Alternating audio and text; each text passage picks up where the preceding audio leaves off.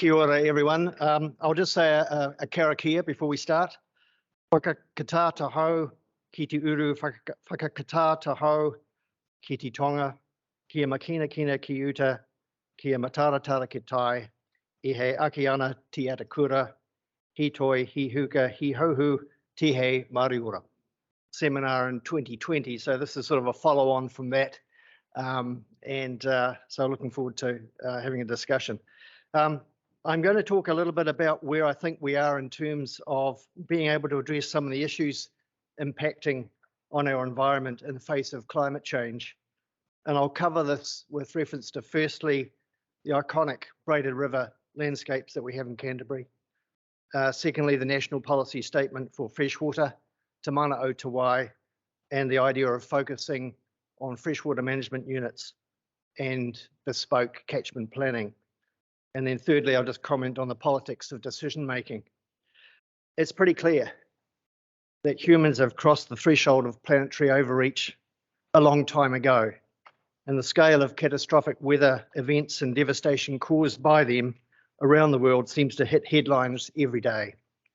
There is a growing acknowledgement in Canterbury that ECan's declaration of a climate and ecological emergency was timely and is helping to drive a mindset change. Council set its strategic direction and vision for the future with transformational opportunities and enduring priorities. Our vision is to ensure that we can take action together to shape a thriving and resilient community.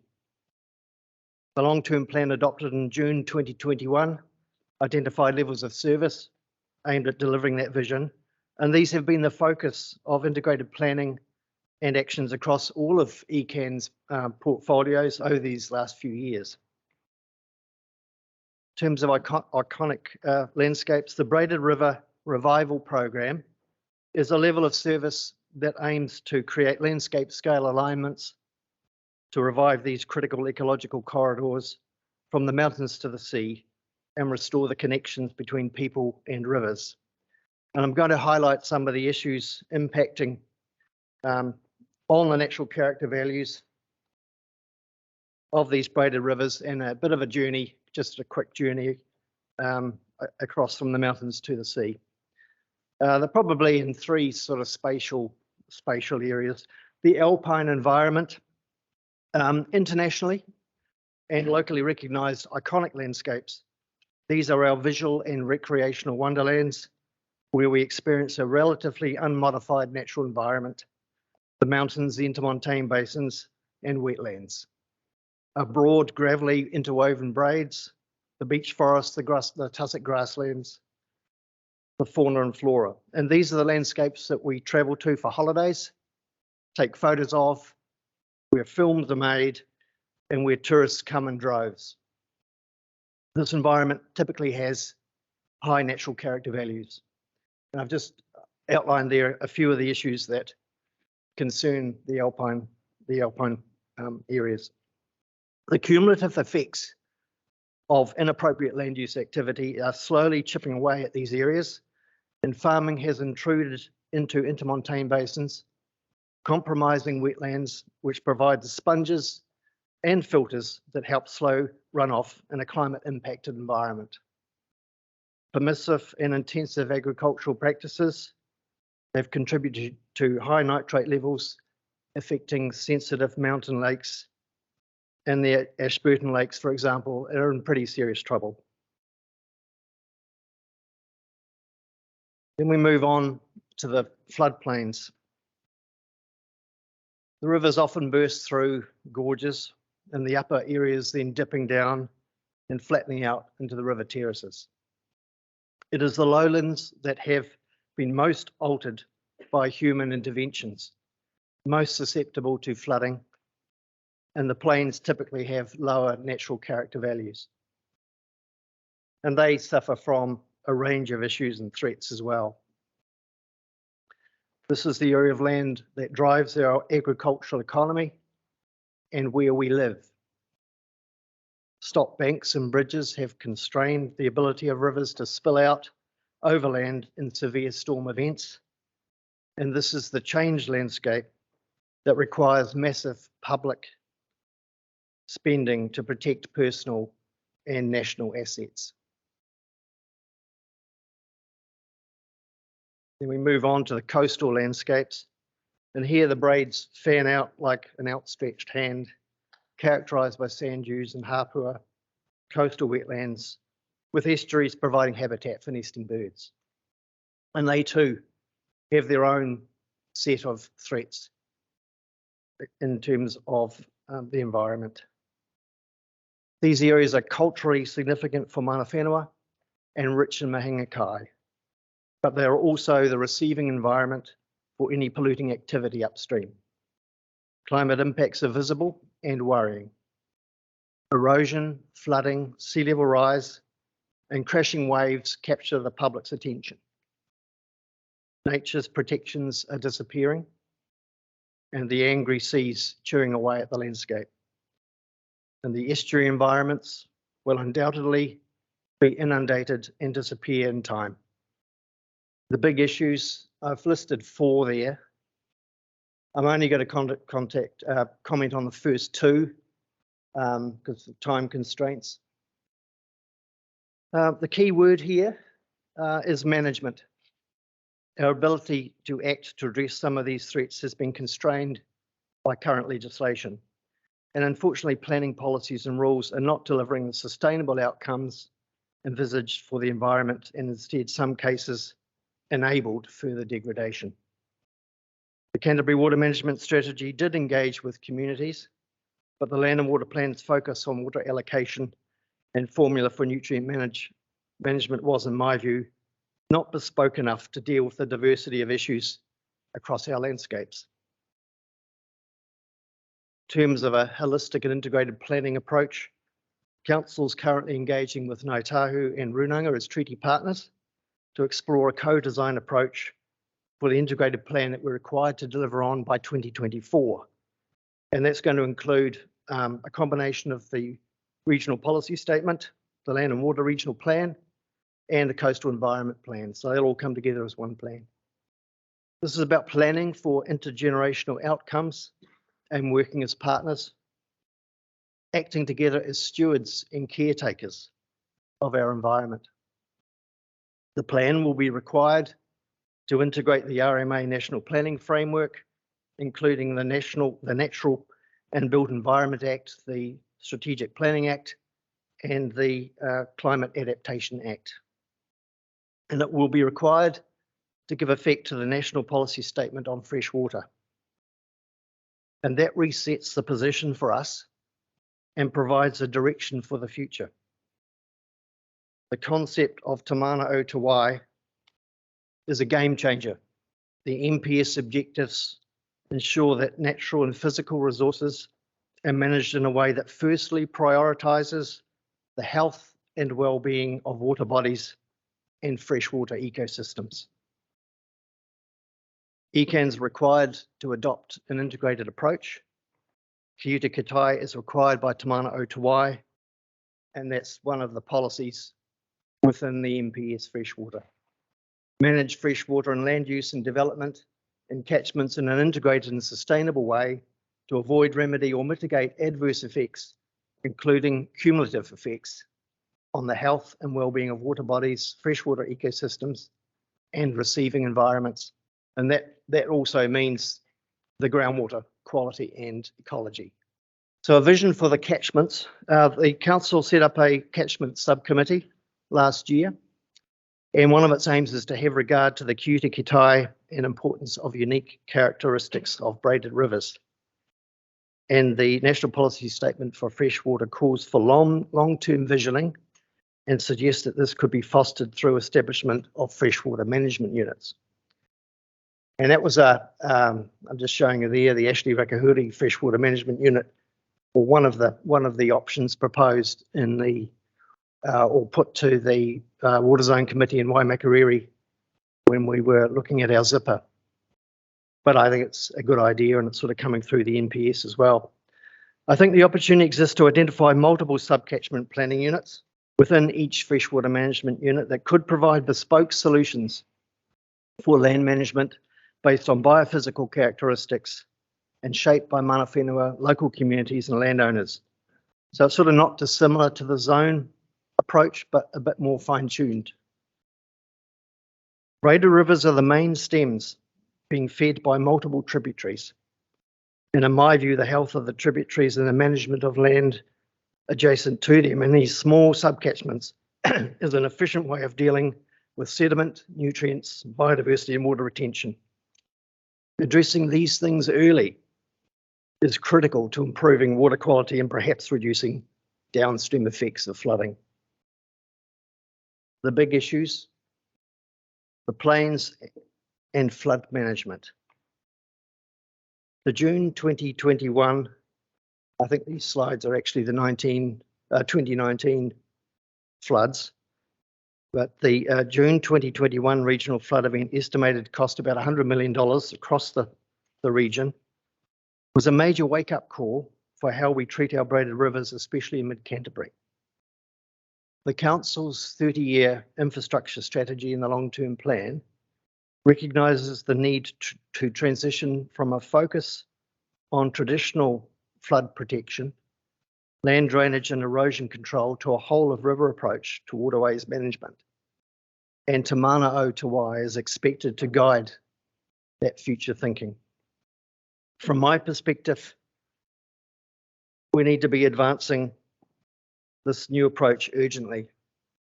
So that instead of recovery and putting back what we had before, we are actually delivering on a new creative adaptive approach, perhaps allowing the rivers to spread across their natural overland flow paths or pushing stop banks much further apart to allow braid character to return and retiring land to do that.